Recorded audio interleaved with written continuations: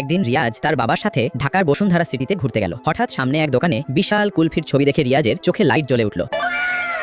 রিয়াজ বলল, বাবা আমি বরফ কুলফি খাবো। বাবা বুক ফুলিয়ে সিরিয়াস স্টাইলে বললেন, বাবু আমাদের ঢাকার বাইরে সিলেটে এমন বড় বড় কুলফি পাওয়া যায়, হাতে ধরলে টপ টপ করে নিচে পড়ে যায়, এটা কুলফি না কুলফুই। রিয়াজ অবাক হয়ে বলল, তাহলে খাওয়ান বাবা। কুলফি খাই বলে 2 দিন ধরে মুখ ধুয়ে রাখছি। বাবা ওপরের দিকে তাকিয়ে বললেন, না বাবু, এটা খাওয়া মানে সিলেটের কুলফির অসম্মান। দেশের মান রাখো বাবু, মান মানেই ইমান। এভাবে একটাও কুলফি না খাইয়ে বাবা রিয়াজকে টেনে নিয়ে বাড়ি ফেরত আসলো। বাড়িতে ঢুকেই মা জিজ্ঞেস করলেন, বাবু রিয়াজ আজ বাবার সাথে তো অনেক মজা করেছো। রিয়াজ রেগে প্রেসার কুকারের মতো সিটি বাজিয়ে বলল, মা মজা তো দূরের কথা, বাবা কুলফি খেতে দেয় নাই। শোনেন মাম্মি, বাবা বলছে সিলেটে নাকি বড় বড় কুলফি পাওয়া যায়। বাবা বললেন, ওখানে কুলফি খাইলে নাকি দেশের বাড়ি সিলেটকে অপমান করা হয়, এই জন্য বাবা আমাকে কুলফি খাওয়াইলো না। পাড়া প্রতিবেশী সবাই শোনো, ইনি তো বাবা না, ইনি তো কঞ্জুস বাবা। এই কথা শুনে বাবা লজ্জায় মুখ ঢুকাতে লাগলো। তারপর মা এমন কিছু বললেন সেটা শুনে কেউ হাসি আটকাতে পারবে না। কিন্তু সেই কথা শোনার আগে তোমরাও কি কেউ কখনো তোমার বাবার সাথে শহরে ঘুরতে গেছিলে? কমেন্টে জানাও। আর হ্যাঁ, এই ভিডিওটি লাইক আর চ্যানেলটি সাবস্ক্রাইব করতে ভুলবেন না। 3, 2, 1